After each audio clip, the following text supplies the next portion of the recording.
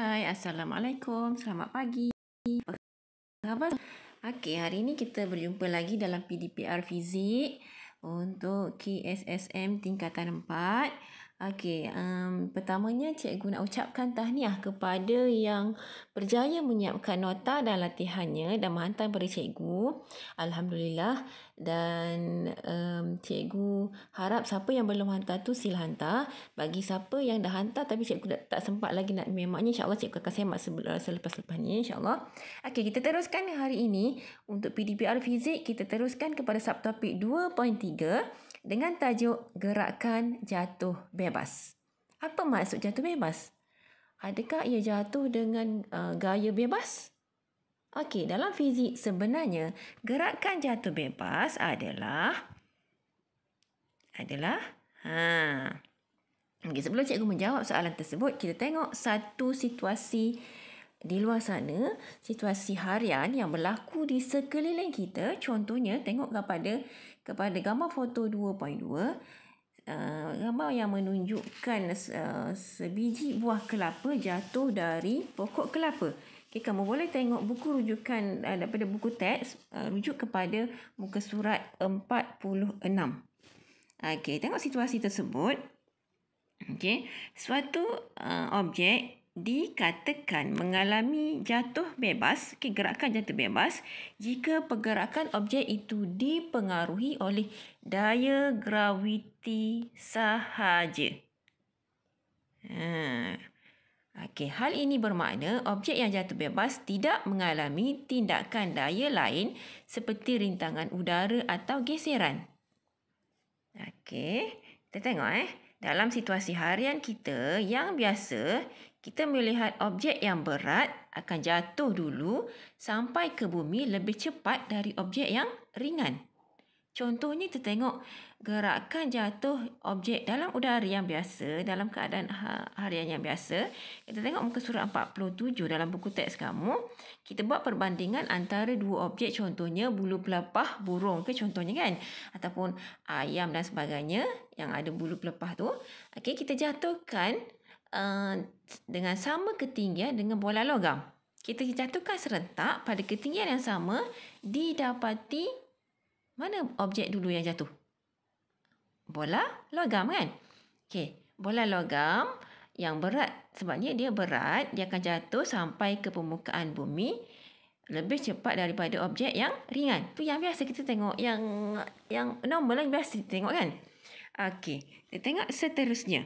Jika dua objek ini dijatuhkan dalam keadaan vacuum.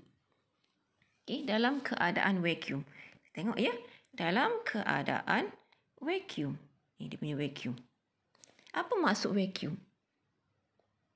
Vacuum ialah satu kawasan ataupun maksudnya dalam satu tempat yang tiada molekul udara. Okey, vacuum. Jadi kat sini apa yang diperhatikan apabila dijatuhkan bola logam dengan bulu pelepah pada ketinggian yang sama pada masa yang serentak. Okey, objek yang berlainan ni di mana jisim kan, satu bulu pelepah yang lebih ringan, manakala bola logam yang lebih berat ni walaupun di jisim dia berlainan, okey, dia akan jatuh dengan pecutan yang sama jika rintangan udara tak wujud. Bila dalam keadaan vacuum,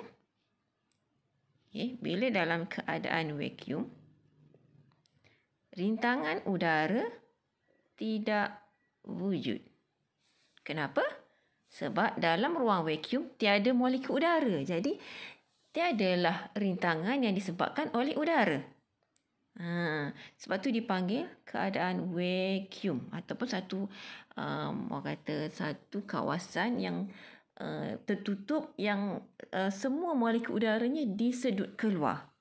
Okey, vacuum. Okey, jadi kat sini sebenarnya kamu boleh tengok dia punya eksperimen jatuh bebas menggunakan vacuum ada dalam muka surat 47 tu. Kamu boleh scan pada QR code yang disediakan dalam buku teks. Okey. Di sini, apa yang berlaku dalam vacuum, bola pelepah dan bola logam dilepaskan dalam ruang vacuum akan mencecah lantai pada masa yang sama. Apa yang dia nak cakap kat sini adalah pada dalam keadaan vacuum, dia jatuh pada masa yang sama. Pada ketinggian yang sama. Ketinggian yang sama. Dia akan jatuh pada masa yang sama. Walaupun disim dia tak sama. Disim tak sama. Tapi bila dalam keadaan vacuum, dia jatuh pada masa yang sama. Kenapa? Kerana dalam vacuum, rintangan udara tidak wujud. Jadi kat sini, ia sebenarnya telah jatuh secara gerakan jatuh bebas. Jadi apa maksud sebenarnya gerakan jatuh bebas ni? Okey, kita tengok yang seterusnya. Okey. Pecutan objek yang jatuh bebas disebabkan oleh daya tarikan graviti dinamakan pecutan graviti. Okey. Nilai pecutan graviti bumi ialah 9.81 meter saat negatif 2. Laju objek yang jatuh bebas akan bertambah sebanyak nilai dia. Bila jatuh kan, kita jatuhkan suatu objek ataupun jatuhkan apa-apa lain ke bumi. Objek memang jatuh ke bumi kan. Nanti tak akan naik ke atas. Dia akan turun jatuh ke bumi. Sebenarnya dia punya laju dia sebanyak 9.81 meter per saat setiap saat. Sebab tu dia kata pecutan dia. Pecutan dia 9.81 meter sesaat.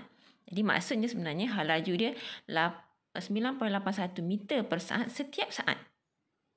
Dalam medan graviti yang berhampiran permukaan bumi. Apa maksud kenapa berkata berhampiran dengan bumi?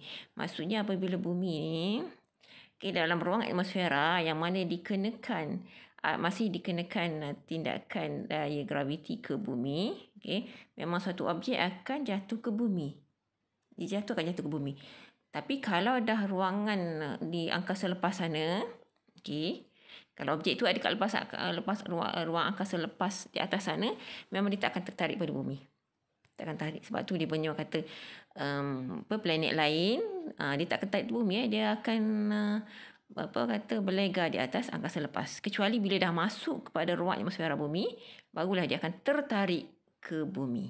Disebabkan oleh daya tarikan graviti bumi. Jadi, apabila suatu objek jatuh dalam medan graviti, apabila disebut medan, sebut medan graviti maksudnya kawasan yang dikenakan daya graviti. Medan kawasan graviti ni, rintangan udara apabila kita abaikan rintangan udara, maksudnya sebenarnya ada kan rintangan udara sekeliling kita, tapi bila kita abaikan, objek tersebut dikatakan mengalami jatuh bebas. Macam mana nak menentukan nilai pecutan graviti sebenarnya yang kita katakan tadi dapat 9.81 meter per saat tu, meter sesaat tu. Jadi cara dia, kamu boleh tengok dalam buku teks muka surat 48. Ada di sini, pada eksperimen 2.1 dibuat penggunaan photogate. Yang ni dia punya alat yang lebih moden. Ada juga yang biasa sebelum ni kita pernah guna dalam makmal adalah menggunakan pita detik. Yang jadi kat sini kamu boleh scan QR code pada muka surat 48 untuk melihat eksperimen 2.1 tu bagi menentukan nilai pecutan graviti bumi sama ada menggunakan photogate ataupun kaedah pita detik. Jadi, objek yang jatuh bebas dalam medan graviti akan mengalami pecutan dikenali sebagai pecutan graviti. Suatu objek jatuh. Jadi, dia jatuh ke bawah, dia memecut nilai pecutan dia tu, dia memecut dia punya jatuh tu dalam medan graviti mengalami pecutan yang dikenali sebagai pecutan graviti.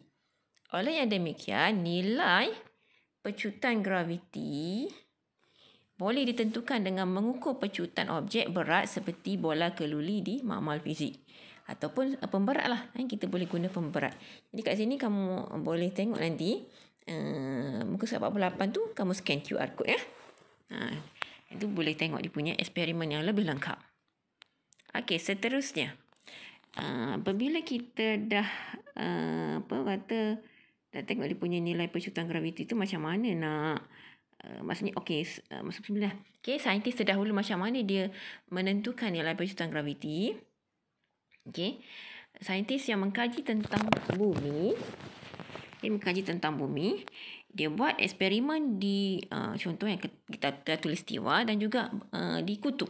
Apabila dia buat eksperimen, didapati nilai yang diperoleh adalah berbeza. Contohnya di garisan khatulistiwa dia mendapati nilai G adalah 9.78 meter sesaat. Manakala apabila dibuat di kutub, di kutub, contoh kutub utara, didapati nilai G yang diperoleh adalah 9.83 meter sesaat. Jadi, kenapa ia berbeza? Kerana jarak antara permukaan bumi dengan dia punya pusat bumi adalah jarak dia berbeza. Okey. Kenapa berbeza? Ini menunjukkan bumi sebenarnya adalah berbentuk sfera, bukannya bulat. Sebab di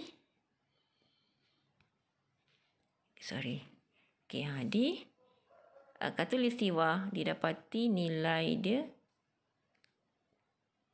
9.78, manakala di kutub 9.83. Dia berbeza, dia tak sama. Okey, seterusnya.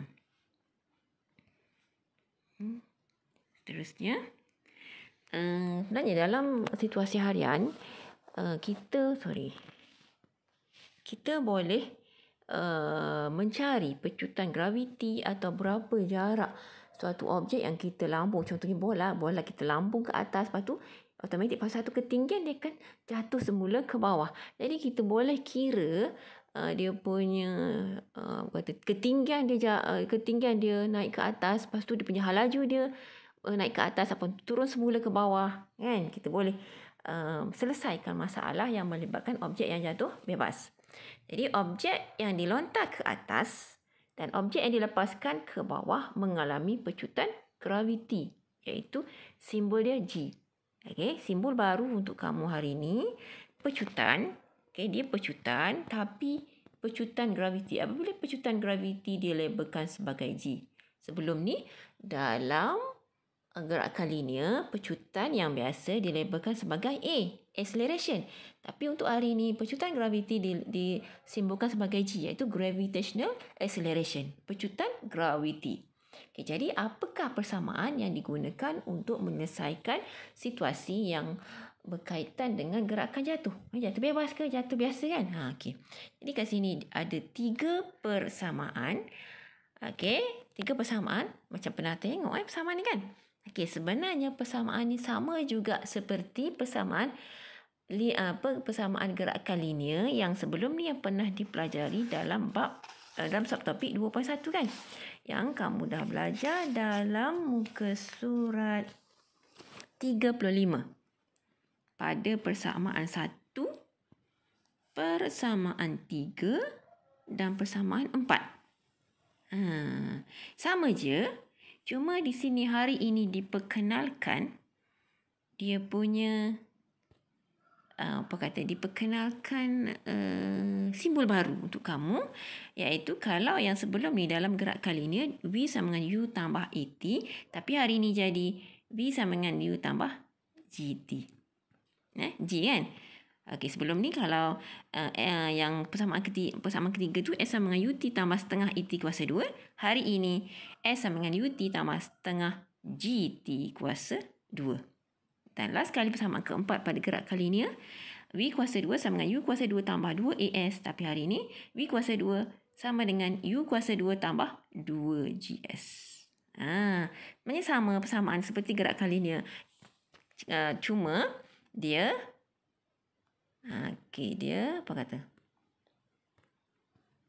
ditukar daripada A menjadi G menggunakan yang ni sama je sebenarnya pecutan, tapi pecutan yang sebelum ni gerak kali ni adalah gerakan mendatar kan. Hari ni pecutan graviti adalah pecutan menegak. Maksudnya yang berkaitan dengan jatuh. Dia jatuh ke bumi ataupun dia lambung ke atas.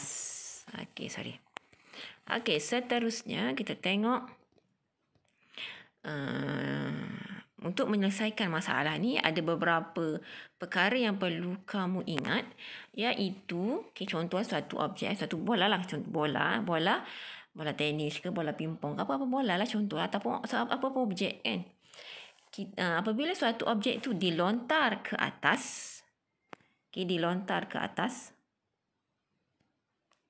ke atas, diandaikan pergerakan tu adalah positif. Manakala apabila sampai satu ketinggian dia akan jatuh semula ke bumi, dia jatuh ke bawah. Kita andai sebab dia dah berlawanan dengan atas gerakan tadi kan, dia jatuh ke bawah dah. Gerakan dia adalah ke arah negatif. Macam bagus ni kan. Pergerakan linear ke kanan positif, ke kiri yang sebaliknya adalah negatif. Tu maksud dia lah. Jadi ingat bila bola tu dilontar ke atas, dia akan positif. Manakala dia akan apabila dilepaskan ke bawah, dia adalah negatif. Dalam penyelesaian masalah, kita membuat andaian bahawa pergerakan ke atas sebagai ke arah positif, manakala pergerakan ke bawah adalah negatif. Itu ingat sebab untuk memudahkan kita, sebab nanti bila dia ada arah dia melibatkan arah, dia kena ada pertimbangkan arah positif dan arah negatif. Contoh, kita tengok satu contoh pengiraan dalam buku teks kamu. Rujuk muka surat berapa ya? Muka surat 50. Contoh 1. Kita tengok contoh. Amirah melontarkan sebiji bola ke atas secara menegak. Ke atas. Tengok bola ke atas secara menegak.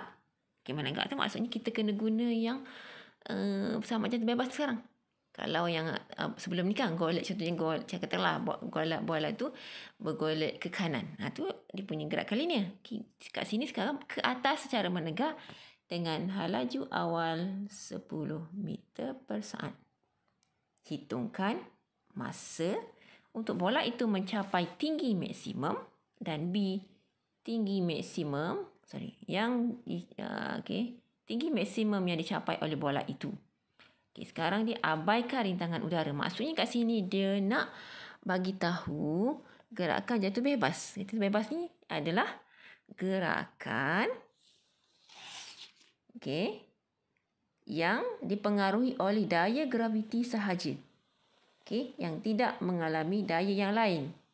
Tidak dipengaruhi oleh rintangan udara, tidak dipengaruhi oleh geseran. Maksudnya dia jatuh disebabkan oleh daya graviti sahaja. Tu maksud jatuh bebas. Kita tengok cara penyelesaiannya. Dalam buku teks kamu dibagi langkahnya yang sistematik satu persatu. Kalau kita tengok, insya-Allah akan mudah faham. Tengok. Langkah pertama, kita senaraikan dulu maklumat yang diberi dengan simbol.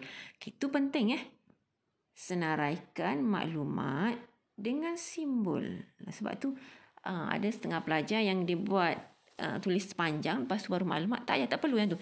Terus dia tulis U 10 meter per saat. Dia bagi dah tadi kan, dia punya halaju awal 10. Tak perlu tulis halaju awal ni. Terus je U sama dengan 10 meter per saat. Kata simple, tak perlu panjang-panjang. Terus dia simbol apa nilai dia? Simbol apa nilai dia? Contohnya seterusnya, halaju akhir. Halaju akhir B 0 meter per saat. Kenapa halaju akhir kosong? Sebab apabila sebuah bola dinaik ke atas sebelum dia mengubah laluan ataupun mengubah arah gerakan, dia sebenarnya kosong dulu. Lepas tu bila nak turun, dia barulah dia bergerak semula.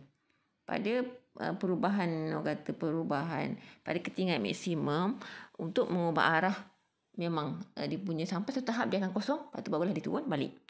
Okay, seterusnya pecutan. Kita perlu tulis percepatan panjang-panjang sebenarnya. Terus je G negatif 9.81 meter sesaat.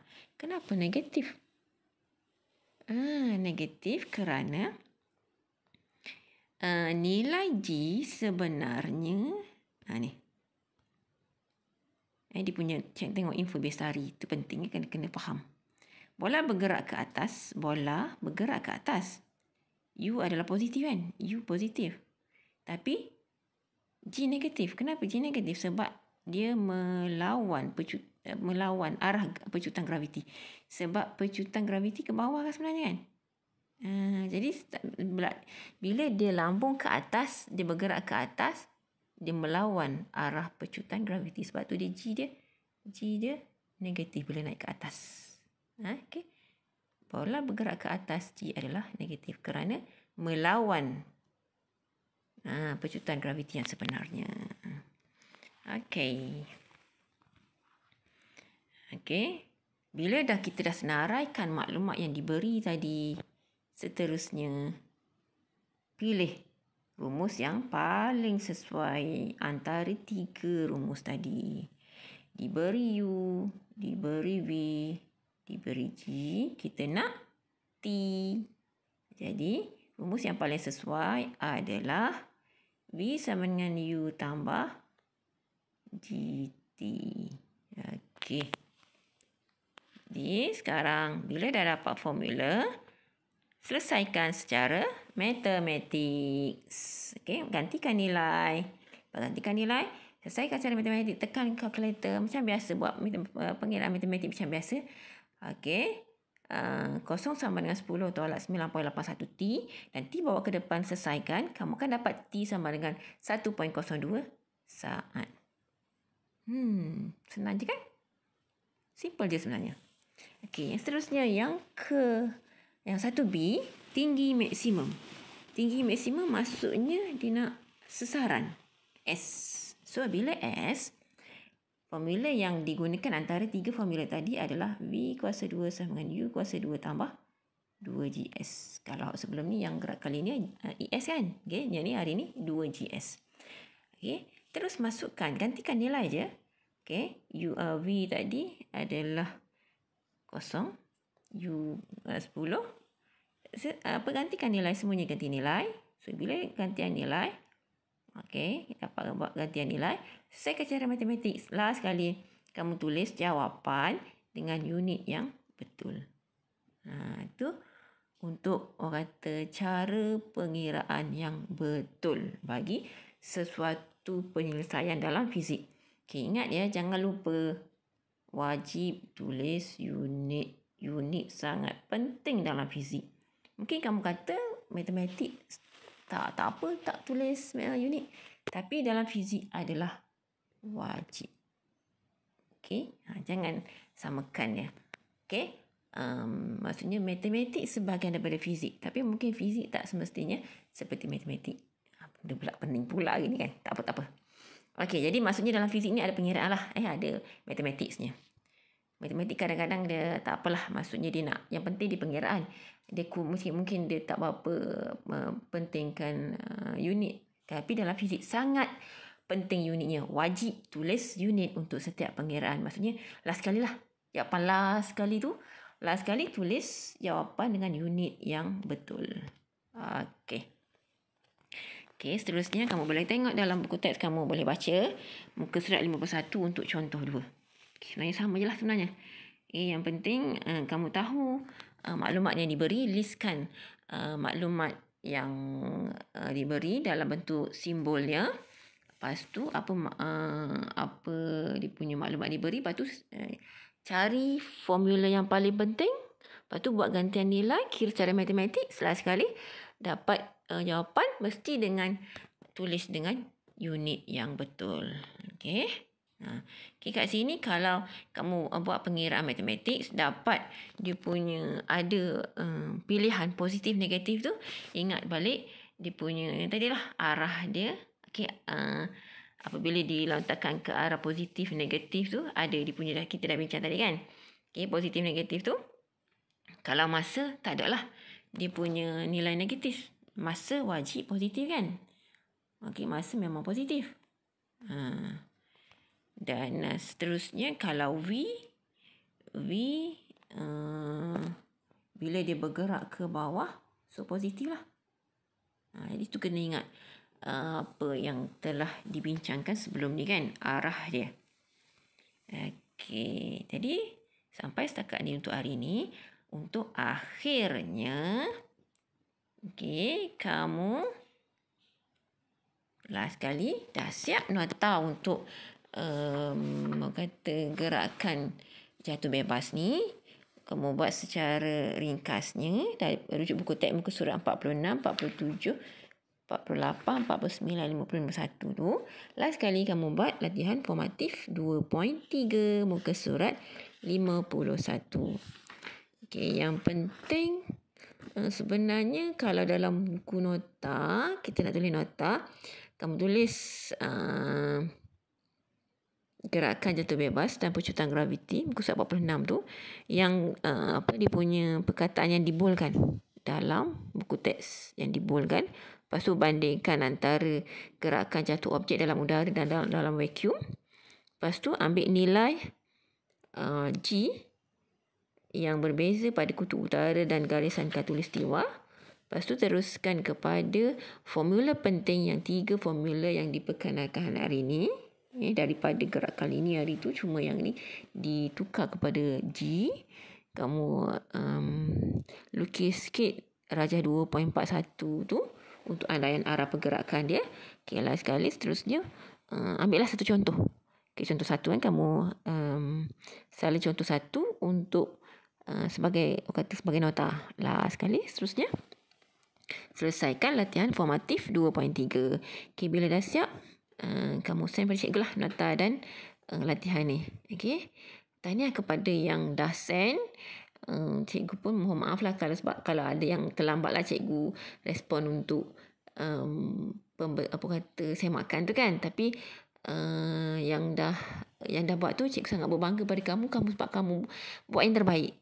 Yang belum siap dan belum send tu, sila send kalau boleh sebelum minggu depan lah. Okay, jadi sampai setakat ni untuk hari ni. Siapa yang ada masalah boleh PM cikgu. Okay, bye.